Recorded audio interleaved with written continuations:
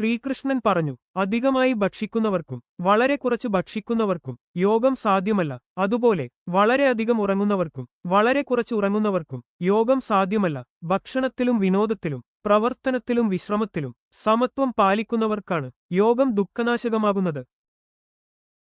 നിയന്ത്രിതമായ മനസ്സ് ആത്മാവിൽ മാത്രം ലയിച്ച് ആഗ്രഹരഹിതമാകുമ്പോൾ അവൻ യോഗത്തിൽ സ്ഥാപിതനാകുന്നു. കാറ്റില്ലാത്ത സ്ഥലത്തെ വിളക്ക് കുലുങ്ങാതെ നിലകൊള്ളുന്നതുപോലെ ധ്യാനത്തിൽ ഏർപ്പെട്ട യോഗിയുടെ മനസ്സ് സ്ഥിരമായി നിലകൊള്ളുന്നു.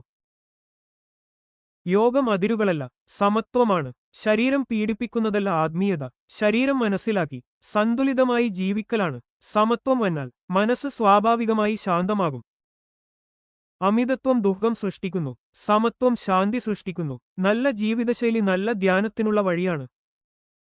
സമത്വമുള്ള ജീവിതമാണ് ശക്തമായ മനസ്സിന്റെ അടിസ്ഥാനം. എല്ലാത്തിലും മിതത്വം സ്വീകരിച്ചാൽ ജീവിതം ലളിതവും ശാന്തവുമാകും.